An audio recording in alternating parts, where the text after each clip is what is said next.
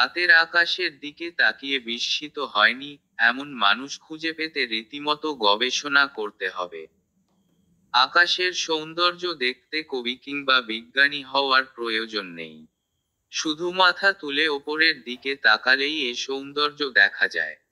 প্রাচীনকাল থেকে মানুষ এই সৌন্দর্য উপভোগ করছে। কিন্তু মানবজাতি মহাশূন্যের যে রূপ দেখে পুলকিত হয়েছে, তার শেষ কোথায়? কত বড় এই মহাবিশ্ব! খালি চোখে দেখা তারাগুলোই বা কত দূরে? এসব রহস্য উন্মোচনের আগে একটু পৃথিবী থেকে ঘুরে যাওয়া যাক। ধরুন, আপনি কক্সবাজার যাবেন। গুগল ম্যাপ অনুসারে প্রায় 400 কিলোমিটারের পথ। এবার আপনি দেশের বাইরে যাবেন। ধরি, নেপাল যাচ্ছেন। দূরত্ব প্রায় 900 কিলোমিটার। আরও দূরে, অর্থাৎ যুক্তরাষ্ট্রে যাবেন। দূরত্ব প্রায় 13,000 কিলোমিটার। বুঝতেই পারছেন, ধীরে ধীরে দূরত্ব বাড়ছে। গুগলের তথ্যমতে, বাংলাদেশ থেকে সবচেয়ে দূরবর্তী দেশ পেরু, দূরত্ব প্রায় 18,000 কিলোমিটার। এবারে রাস্তার হিসেব বাদ দিয়ে একটু ওপরে ওঠা যাক। আবার ওই পাটিগণিতের ধরি শব্দটা ব্যবহার করি।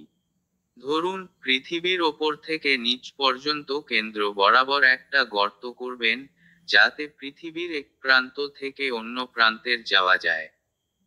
যদিও পৃথিবী বা বৃত্তের কোনো ওপর নিচ হয় না, কিন্তু ওই যে গণিতের ধরি শব্দটা যে আমাদের সঙ্গে আছে।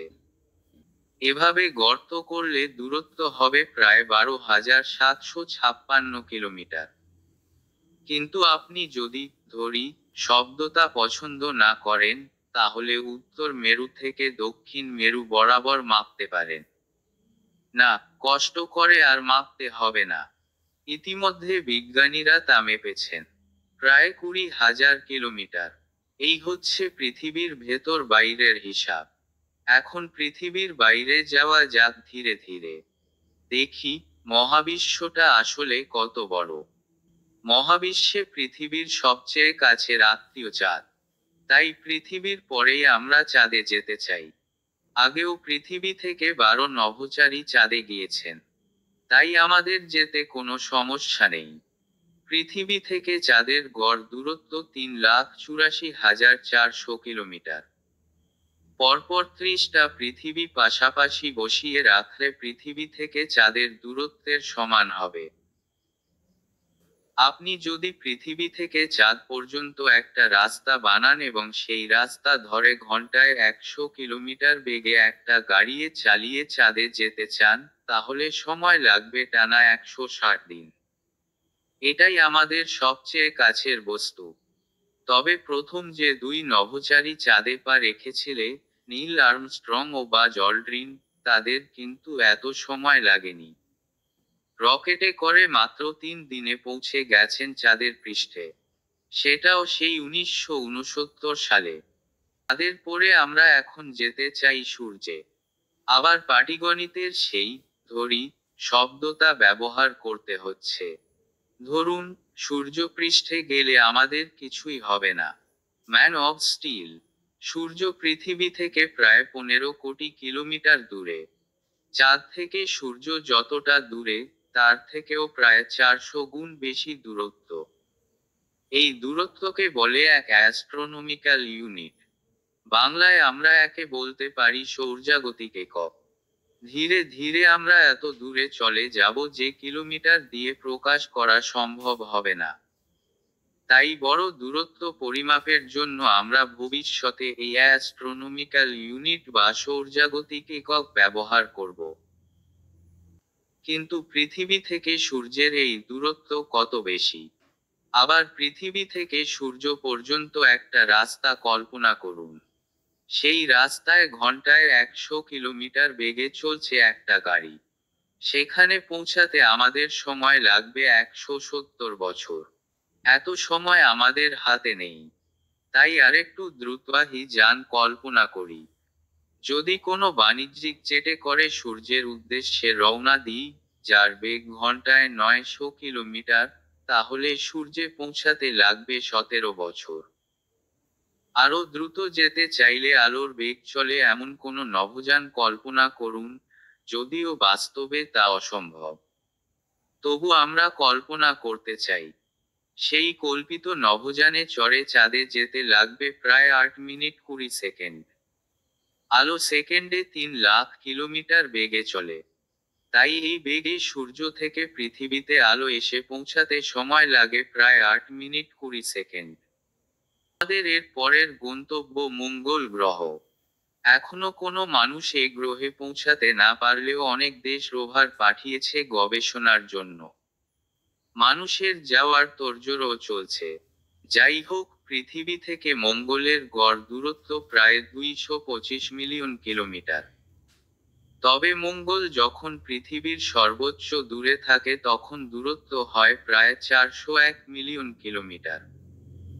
বাণিজ্যিক জেটটিতে করে মঙ্গলে যেতে লাগবে প্রায় 50 বছর। নাসার তথ্যমতে কোনো নভোযান 39,600 কিলোমিটার বেগে ছুটলে লাল গ্রহটিতে পৌঁছাতে লাগবে টানা 3 মাস। নীল আর্মস্ট্রং পৃথিবী থেকে চাঁদের যে দূরত্বে ছিল, মঙ্গলে পৌঁছাতে হলে সেই দূরত্ব হবে 986 গুণ। আপনি আলোর বেগে পৃথিবী থেকে কোনো বার্তা মঙ্গলে পাঠাতে চাইলে লাগবে 20 মিনিট, যেখানে সূর্যে লাগে প্রায় 8 মিনিট।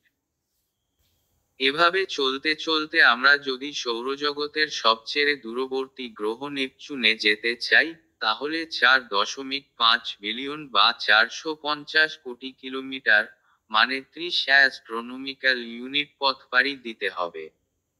অর্থাৎ পৃথিবী থেকে সূর্যের দূরত্বের প্রায় 30 গুণ।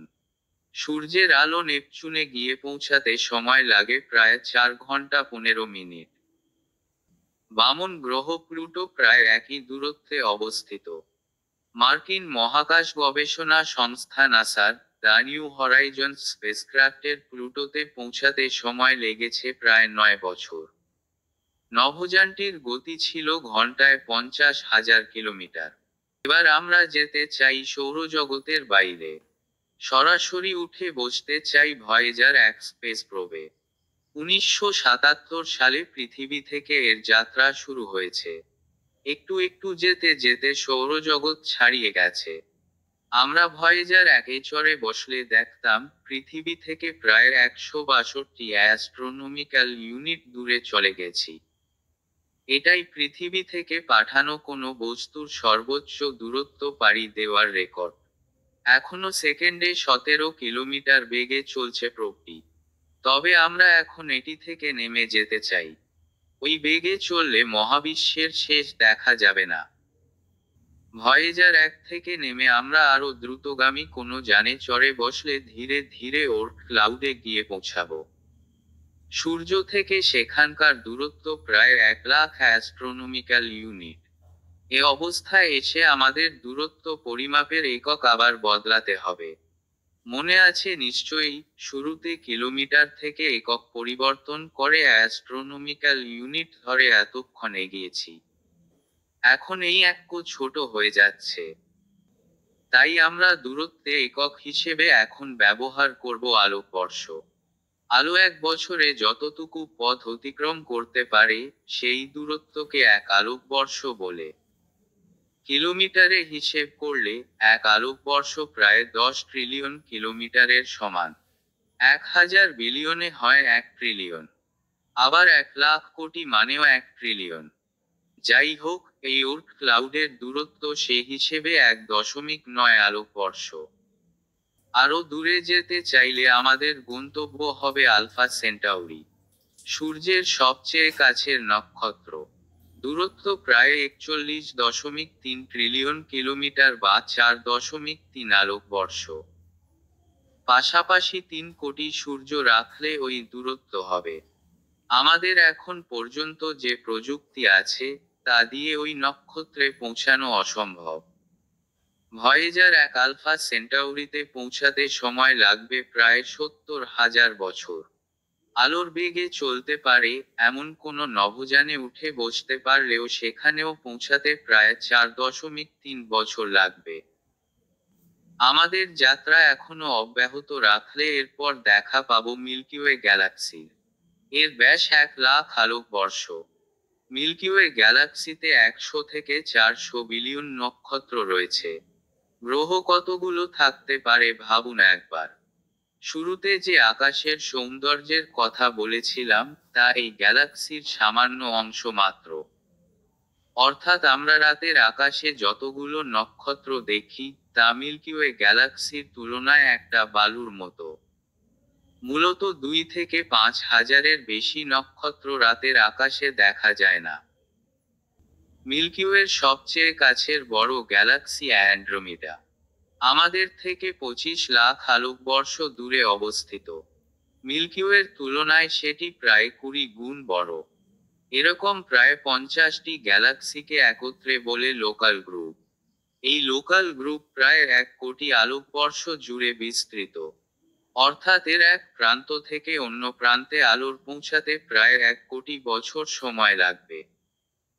আরও বেশি গ্যালাক্সি নিয়ে যে গ্রুপ হয়, তার নাম গ্যালাক্সি ক্লাস্টার।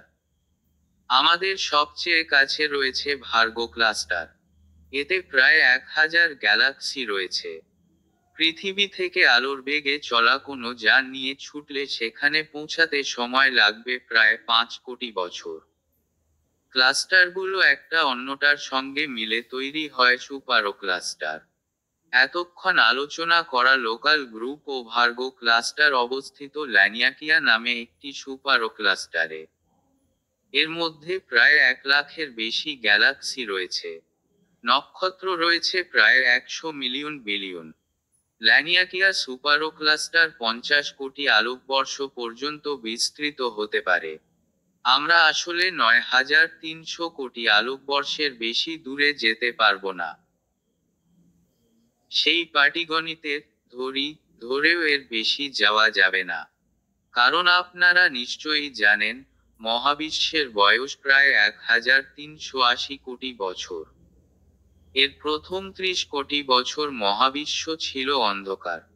প্রায় 3,80,000 বছর পর প্রথম পরমাণু সৃষ্টি হয়েছে। সেই হিসেবে আমরা 1,300 কোটি আলোকবর্ষের বেশি মহাবিশ্বকে দেখতে পাব না। তবে মহাবিশ্বের কিন্তু এখানেই শেষ নয়।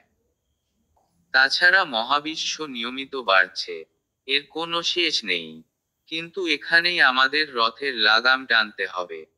কারণ আমরা পৌঁছে গেছি 9,300 কোটি আলোকবর্ষ দূরে। এটাই দৃশ্যমান মহাবিশ্বের রেখা। সম্পূর্ণ মহাবিশ্বের তুলনায় দৃশ্যমান মহাবিশ্ব ক্ষুদ্রই বলা যায়। আসলে মহাবিশ্ব কত বড়, সে সম্পর্কে আমাদের কোনো ধারণা নেই। হয়তো সবটা আমরা কোনো দিন জানতেও পারবো না। তবে আরেকটা কথা জানিয়ে রাখি। তাহলে সম্পূর্ণ মহাবিশ্ব সম্পর্কে জানতে না পারার আফসোস কিছুটা হলেও কমতে পারে। পৃথিবীর সবচেয়ে কাছের বস্তু চাঁদ। মহাবিশ্বের হিসেবে বলা যায়, মাত্র 3,84,400 কিলোমিটার দূরে। এই সামান্য দূরত্ব বুঝতেই আমাদের এখনো হিমশিম খেতে হয়। মহাবিশ্ব এর চেয়ে প্রায় 2 মিলিয়ন ট্রিলিয়ন গুণ বড়। সুতরাং এত বড় মহাবিশ্বের ব্যাপারে সবটা না জানলেও ক্ষতি নেই। आप देख रहे थे IT न्यूज। अगर हमारा न्यूज अच्छा लगा है तो लाइक, शेयर, सब्सक्राइब करना न भूलें। नमस्कार।